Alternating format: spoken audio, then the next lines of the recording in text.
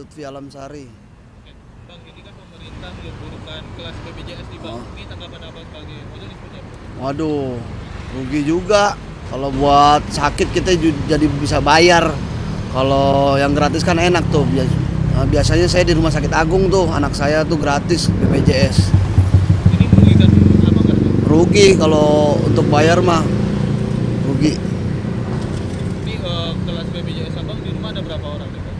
Saya ada empat orang. Berarti kalau dibayar semuanya dengan harga yang sama merugikan Abang? Wah, merugikan itu. Semuanya bayar, anak saya, bini saya. Wah, kacau. Bisa rugi itu. Menang BPJS. Oke, Makasih ya, siap. Bang. Bu, dengan Ibu siapa ini?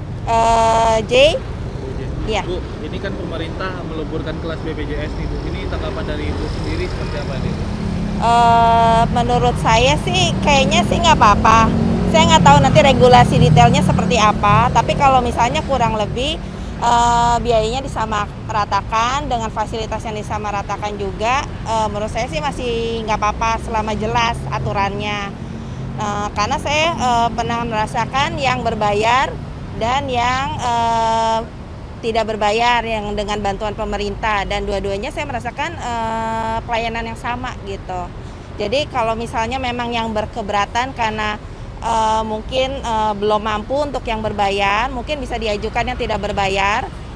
Karena kemarin-kemarin saya sih ngerasakan walaupun yang gratis pelayanan tetap sama sih. Tapi Gitu. dengan adanya dileburkan ini meratakan seluruh hak dari masyarakat. Iya, karena saya juga pernah dengar kayak misalnya nih saya bayar yang fasilitas yang paling baik misalnya. Toh nanti kalau misalnya di rumah sakit fasilitas tersebut untuk kelas tersebut lagi penuh, saya pun pasti dapatnya yang kelas di bawahnya.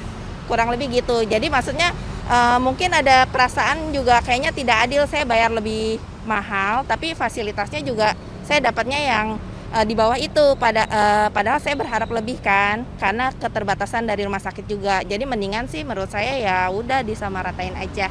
Berarti setuju dengan regulasi ini Bu ya? Menurut saya sih masih oke ya, selama ya itu nanti peraturan-peraturannya seperti apa dulu gitu.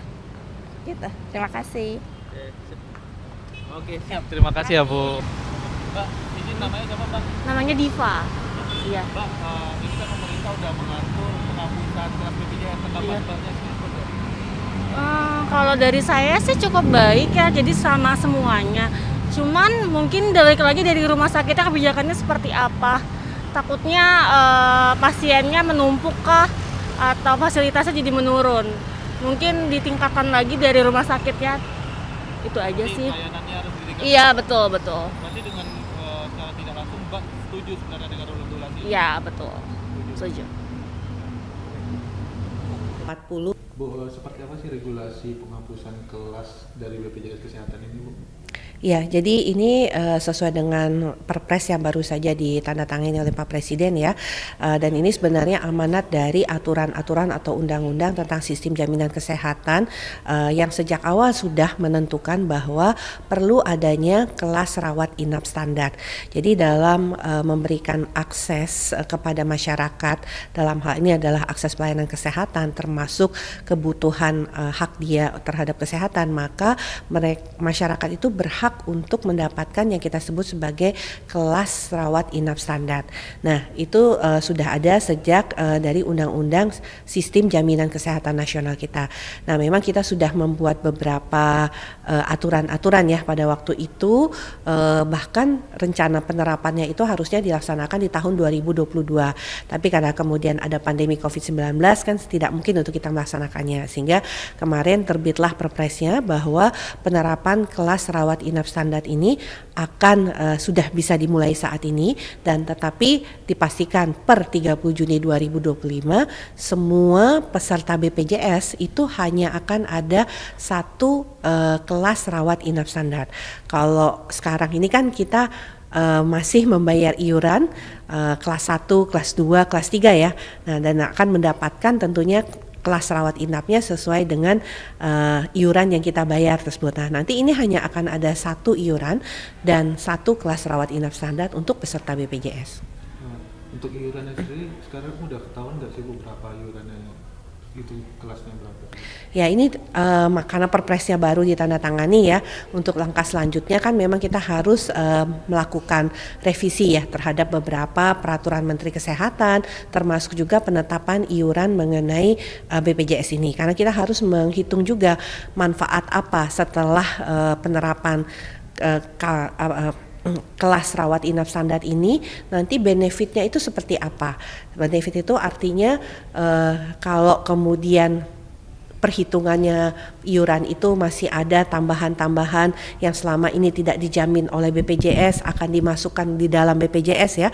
Kita tahu kan mungkin ada beberapa jenis obat yang mungkin tidak masuk di dalam BPJS, sekarang masuk jadi BPJS, itu akan menjadi salah satu komponen perhitungan kita dalam menghitung iuran BPJS ini, tentunya bersama dengan BPJS sendiri dan juga stakeholder lain yang terkait seperti Kementerian Keuangan dan sebagainya. Nah, nanti kita tunggu saja ya, pasti setelah 30 Juni 2025 itu sudah ada kejelasan, karena memang di situ adalah perubahan bahwa tidak ada lagi iuran BPJS berdasarkan kelas ataupun adanya layanan kesehatan berdasarkan kelas di fasilitas pelayanan kesehatan. Bu, ini kan dikhawatirkan ada terjadinya penumpukan pasien dengan satu kelas, Bu. Ini nanti seperti apa, Bu, regulasinya? Sebenarnya bukan satu kelas ya, bukan artinya kita melihat bahwa selama ini kan BPJS itu kita punya layanan kelas 1, kelas 2, kelas 3. Nah, kelas 3 yang tadinya mungkin 10, 8 orang itu kan harus direnovasi lah ya untuk atau disesuaikan dengan kriteria KRIS, ya itu bahwa minimal tempat tidurnya harus 4. Kemudian ada outlet oksigen, ada nakas di sebelahnya, ada ventilasi udara yang baik, karena kadang-kadang kelas 3 panas ya karena tidak ada, bahkan kipas angin aja nggak ada. Nah, jadi sebenarnya perbaikan. Nah, mungkin kalau kelas 2 itu kan seringkali juga 4 tempat tidur ya. Nah, tetapi syarat-syaratnya lain juga harus diperhitungkan.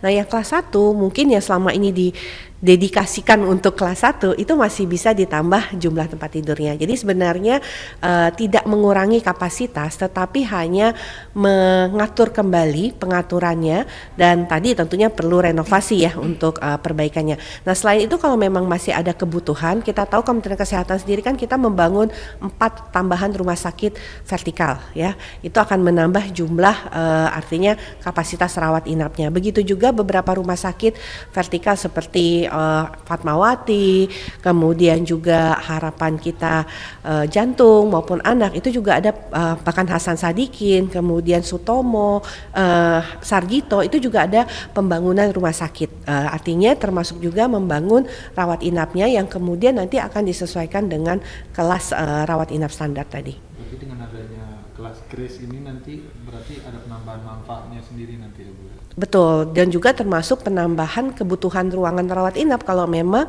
dirasakan bahwa kebutuhan itu perlu ditambahkan. Tetapi kalau dari perhitungan kita yang saat ini, kehilangan akibat jumlah perubahan kelas rawat inap standar itu tidak lebih dari 10%.